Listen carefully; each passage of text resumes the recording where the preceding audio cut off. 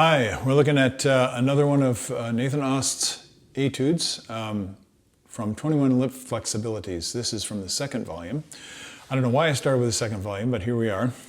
And this is number 7. This one looks hard.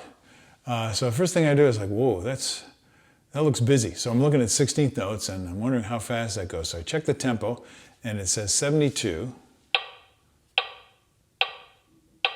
So da da da da da da da da. So there's my 16th notes. So I'm going to challenge myself and see if I can play all the way through this in one breath, as I mentioned before.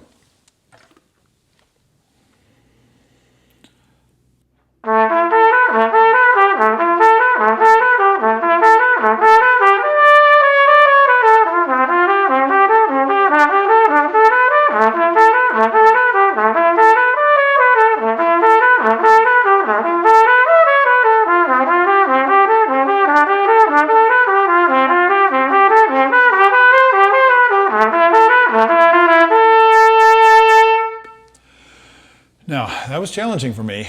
I'm grateful that I made it and didn't play it too badly, because I know I've done a lot of embarrassing playing on these etudes so far, so I redeemed myself a little bit. Why am I doing that? Well, I find it really challenging, and there are easier ways to work on this, but what you're trying to do is learn how to release the air.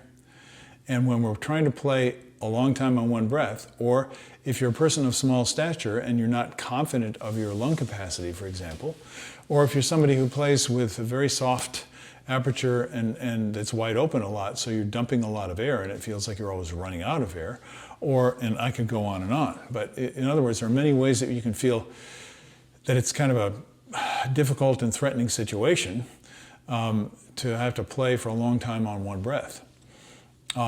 What happened is about halfway through I started to get tight. And so I'm actually practicing, and many times as I mentioned before, I'll put a fermata on a note and I'll very quickly release the tension while I'm sustaining the note and then continue on. So this can be a very, very valuable practice technique for drills such as this, or any kind of drill that's simple and repetitive. It's the best way to apply this. Now, there are many, many things we could look at.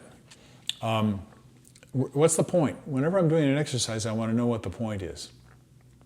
I'm always looking for a musical point. So this one sounds a little bit like, it'd be a good exercise to prepare for playing the transcriptions of the Bach cello suites, for example, because there's a lot of big interval movement, and you're covering a fair amount of range.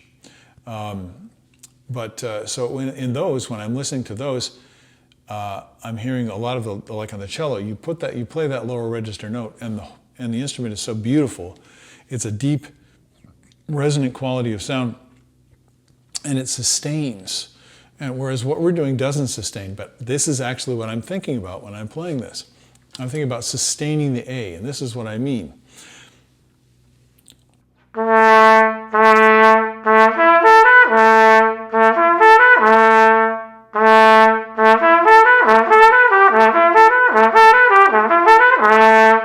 I'm thinking about sustaining that A. That means I'm going to stay there.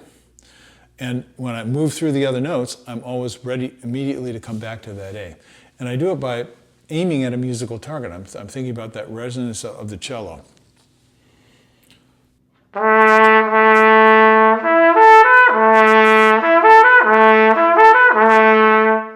And I would practice that because, see, that's the goal that I'm aiming at. So don't think that you have to play any etude, any drill, any exercise through from beginning to end, that's your goal. That's the ultimate goal, but you have to have intermediate goals in order to make it possible. So for me, the sound, the feeling of movement, that's a big goal. And that really helps me, because then instead of doing what many players will do, and if you find yourself doing this, you're in good company. There are a lot of people who do this. I think we all do it instinctively. You're getting ready to go up. So you play your first note, which is the low A. And you're already thinking about blowing up to the B. And I'm not.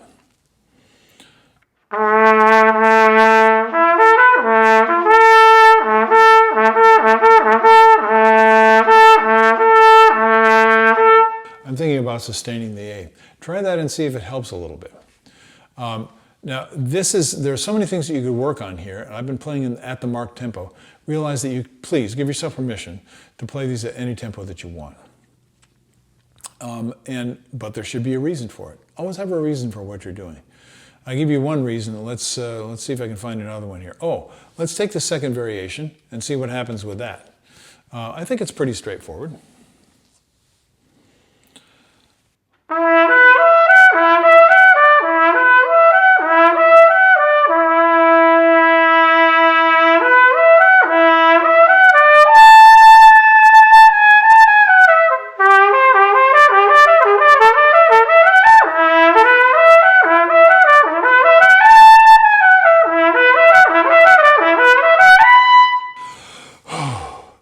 There I go again, taking a breath and just playing until I can't play anymore. If you do that all the time, not a good idea, but it is a good method, as I mentioned before. Here it's just kind of fun for me to see if I can do that, and it's good conditioning too. Did you hear I'm sustaining the notes? This is something I've mentioned a lot. I'm listening for the quality of the sound. I'm noticing whether the notes are as free, whether my voice is as free. Physically, whether it feels good, all the way through. Take your time with this, but make it consistent. I did the same thing, and this time I'm sustaining the E on the bottom.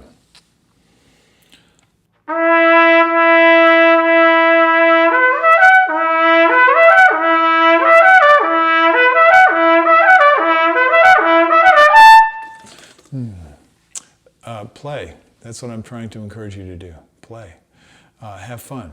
If you can only play one note and you can play it with a good sound and a feeling of, I got this. This is fun. Now you've created something, and you can build on that. So this moves a little bit faster, but these, like I said, these have variable tempos. You can do at any tempo that you want. It's a good idea to try to aim at the marked tempo. I wonder what the next one's like. Huh. Yeah, I think I'll do that at another time. I think you're getting enough of the idea that it's pretty much the same approach all the way through. But I hope some of this stuff sparks your interest and your curiosity as you listen to your own playing. This is geared at people that are really serious about developing their technical ability so that they can play music more fluently. That's really what it's all about. So thanks again for joining me. And I'll see you when I got a little bit more energy, and hopefully I can give you something that's going to be useful for your trumpet playing life. Enjoy your time playing the instrument. We have a lot worse things to do, and it can be really fun, especially when we're succeeding. I'll catch you later on. Have a great day. Bye-bye.